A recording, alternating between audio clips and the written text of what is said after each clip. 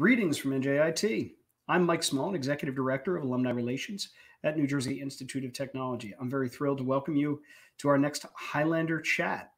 I'm very pleased to let you know that my guest today is Dr. Atam Dhawan. Dr. Dhawan is the Senior Vice Provost for Research at NJIT. He is the Executive Director of the Undergraduate Research and Innovation Institute, also known as URI, and he is a Distinguished Professor of Electrical and Computer Engineering at NJIT. Dr. Dhawan, thanks so much for joining me.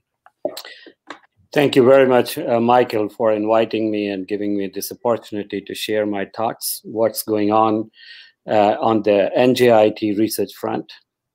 So the first thing I always like to say is I hope you and your family are doing well. Yeah, so far we are doing well, and I hope that you and your family and loved ones are also well. Very well, thank you. And, God bless that. So let's get right to the first question that I think is probably top of mind for most alumni. What kind of research has NJIT been doing with regards to COVID? So as you know, Michael, that NJIT is a technology research institution. We are not a manufacturing unit, but we do basic and applied research in order to find the technology-based solution to the societal problems. And we do that very well with the faculty enterprise of over 314 faculty and many, many researchers, postdocs, and students. So when the COVID-19 pandemic was announced at the global level, our researchers who have been doing research work in the life sciences and engineering responded very well. The community also responded very well in terms of providing help with the PPE, which is personalized equipment for the healthcare providers, protection equipment. So we actually collected a lot of gowns, the masks, and other supplies, and delivered that to the healthcare units. But at the same time, on the research front, we have been working in the three distinct areas. One is finding out the new ways to help the shortage of the PPE to the healthcare providers. The second, finding out whether there are new testing procedures which are cost effective and portable and easy to use can be developed for a large scale testing as at one particular point. And I hope that we have started that particular point that we need to return to work. And those large scale applications based portable testing devices could be developed at NJIT. The third area is to finding out whether we could help in the treatment protocol in terms of facilitating the drug delivery or even looking into the vaccine development. So these are the three areas which our researchers are working in order to respond to the COVID-19 crisis. Well, I'm pleased to say that I think that puts us in the ranks of the top echelon of research institutions across the country in terms of the sort of research we're doing and where we're actually contributing. Would you agree with that? Yes, definitely. I think, as I mentioned, our research community, even through this this particular crisis, has responded very well. So, what's great about all of the research that we do throughout NJIT is that there's so much of it going on. You've had the opportunity to send out numerous newsletters on a weekly basis, a monthly basis, and I see some of the updates. It's hard, though, when there's so much to go on, to digest that. So I know coronavirus has taken so much mind share from the public at large and from the university, but I wonder if there's some other research that's currently ongoing that might be of interest to alumni that you want to highlight or spotlight that may not be coronavirus related. Yes. So let me first talk about a few projects that I think they are very timely and very responsive to the current situation. As I mentioned about that our researchers have been working in order to provide help to the shortage of the PPE and testing supplies. So NJIT students and the faculty through the makerspace has printed through the 3D printing technology and prepared thousands of the face shields and sent them out for the healthcare providers.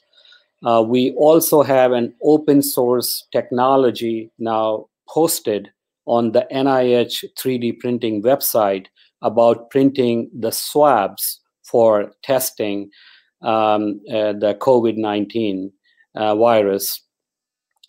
In other projects, the people have been working in antiviral coating related technologies, so you actually can spray on the N95 respirators or the other equipment, as well as any clothes that the people wear during their interaction with the patient.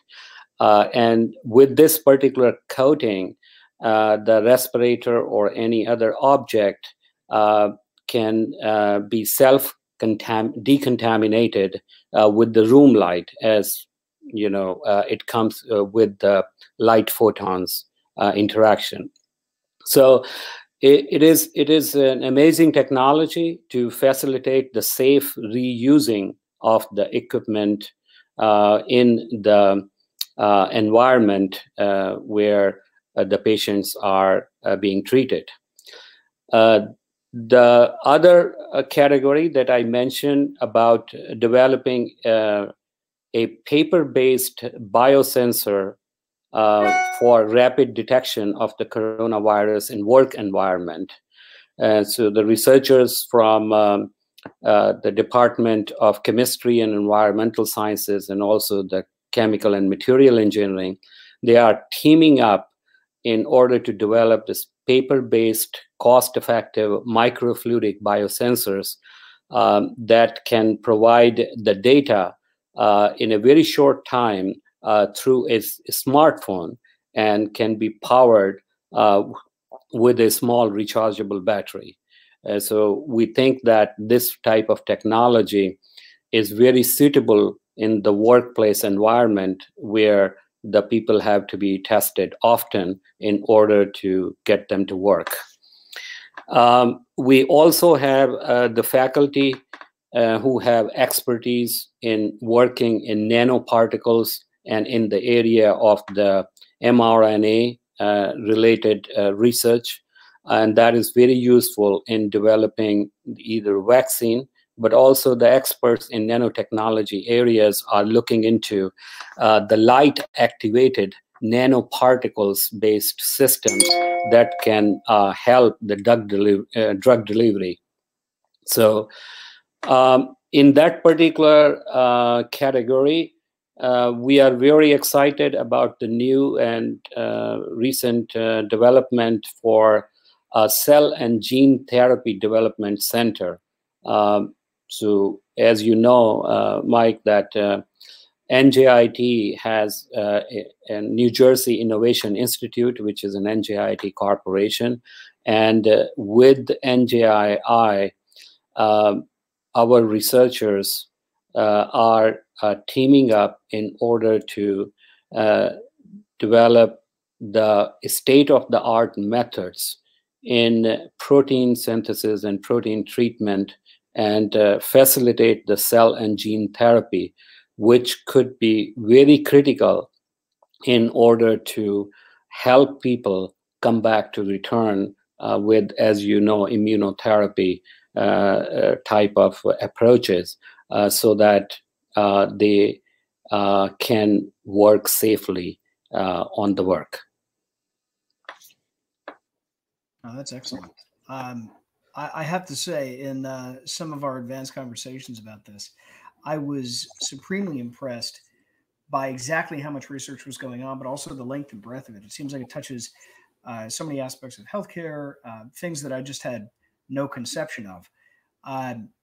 As we talk more about this, not only do I become more informed, but I wonder, is there a way in which alumni should stay connected with NJIT to keep informed about research, possibly to support research, whether it's through their corporation participating or whether it's through their personal involvement? NJIT sends some weekly newsletters, and some of these developments are included in those newsletters. We also send research newsletter on a quarterly basis, and the research magazines outlining the various research technologies that are being developed at NJIT in the form of research magazine is posted on the NJIT research website. So we would love to hear from alumni in terms of their feedback, and it is very exciting always and very useful to hear from alumni about any feedback. As I mentioned, that NJIT is a research university. So what we do is basic and applied research, and we would like to further continue the applied research outcomes to the translational research phase, so that we can bring the lab-based innovation to the market. And that is very important for us to see the partnerships developed with our alumni who are out over there in the corporations, in the businesses, so that we can team up to bring these technologies for the societal use. So that's where I invite our alumni to give us their feedback, so that we can develop pathways in order to do the translational science and the research in order to bring the technology for the use in specific applications. That's excellent. I will tell you that's the #1 request I get from alumni. They hear all these great things and they say, how can I help? What can I do? Where can I read about this? So I have to ask, and you may not have an answer to it, but I have to ask, is there anything on the horizon in terms of research? Anything we should be paying special attention to that maybe in the next couple months or the next year is going to just come out of nowhere in terms of research excellence from NJIT? So as I mentioned, we are very, very excited about our collaborative effort with NJIT and building a team science in bioscience and biotechnology area with cell and gene therapy. So I think this is the new area, new venture for NJIT to get into, but it is very, very timely for us to look into a new frontier in the healthcare for the future. Because as you know, we have very critical illnesses, not only for the infectious diseases or communicable diseases outbreaks, the one that we are getting now, but also the critical illnesses in terms of the cancers and hypertension and brain degenerative diseases and all those things. So while we go in the therapeutic pathways in order to figure it out that how the pharma industry and pharmaceuticals can help to treat the patient with their critical illnesses, there is also a very fundamental issue to understand how the physiological and biological systems contribute to those illnesses. So it is very important to actually look into the cellular and the molecular level to actually find effective treatment through the immunotherapy and cell and gene therapy. And that will have a long-lasting effect, not only to treat patients, but to maintain the health of the individuals. So I think that the people should look into, that what we send it out is breaking news with respect to the cell and gene therapy centers and our future collaborations with the pharma industry and also the healthcare industry in order to not only develop those biotechnologies, but bring them to fruition in order to the use in the real world. Thanks so much for that. I love the inside track. I should do a quick shout out to the many hundreds of alumni that work at Pfizer, Merck, Novartis, and lots of other pharma and also biotech and biohealth companies that are out there. So if you're watching this, please let us know who you are, where you are, what you're doing. I'd be happy to connect you as much as possible with Dr. Dhawan and with the other research going on. Dr. Dhawan, there's one last question I want to ask you. NJIT was recently designated an R1 research institution in the state of, well, nationally.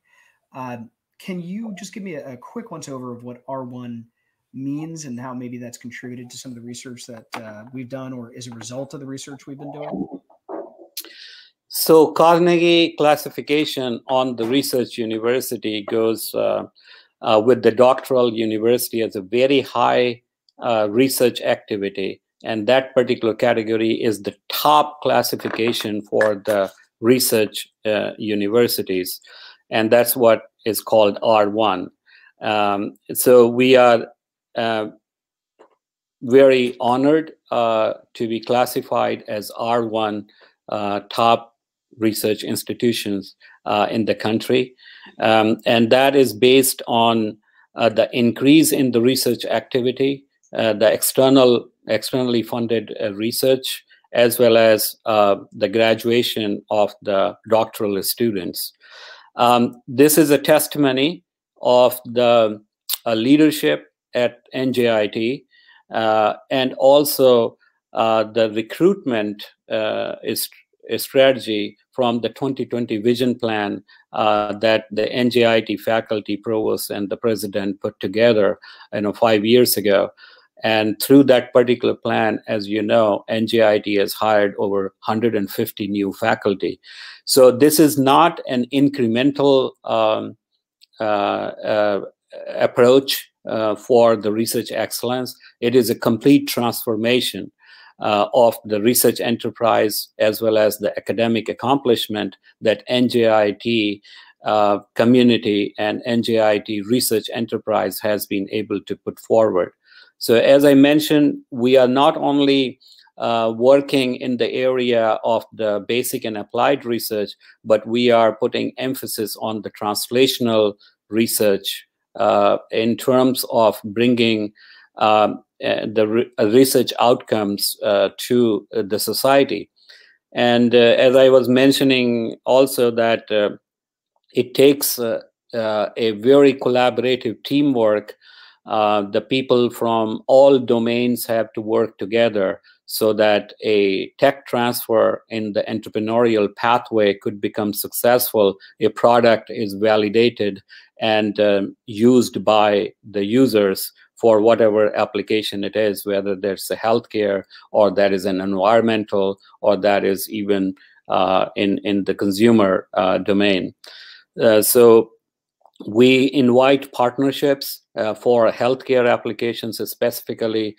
We need to have stakeholders from all sectors work with us, with our researcher teams. For example, the healthcare providers, the hospitals network, the pharma industry, the business development people, angel investors, and the people who can help putting these particular technology into the business development plan to bring it to the users. So this is where our emphasis is as the top technology research university in the nation, or among them, that we would like to establish stronger partnerships and stronger stakeholderships with our society leaders and the business leaders in the next 5 years. Thank you so much, Dr. Dhawan. Listen, I want to thank you for joining me. I also want to thank you for your leadership and your guidance for all the research that happens and for everything you do on campus. It's not just recognized, but I think I can speak on behalf of most alumni when they say they are extraordinarily proud of what's going on at the school. And clearly that has so much to do with not just your leadership, but your support of those faculty and those students who are doing such amazing work at NJIT. Very true. It's all a teamwork. I mean, we are very proud of our NJIT community and alumni who have always been so supportive. And they are our ambassadors in the real world. And therefore, as we grow with them. And we hope that they are proud of their associations with NJIT as we are proud of our associations with them. Well, I could not have said that better myself. I think that's a good time to wrap this up. Dr. Dhawan, thank you so much for joining me. And again, my best to you and your family for a safe and healthy spring and early summer. Thank you so much. Please take care and stay safe. So that was our latest Highlander chat with Dr. Atam Dhawan, Vice Provost for Research at NJIT, among numerous other areas of expertise. If you'd like to stay in touch with Dr. Dhawan, if you'd like to ask him a question, please make sure to leave some comments in whatever feed you may happen to be viewing this. That includes Facebook, LinkedIn, YouTube, and you can email us as well at alumni@njit.edu. We are also a podcast, so make sure to download our podcast on Google Podcast, Apple Podcast, Spotify, and a variety of other podcasting platforms. So this has been Mike Smallin, Executive Director of Alumni Relations, and my best wishes to all of you for a safe and healthy spring and early summer, and go Highlanders.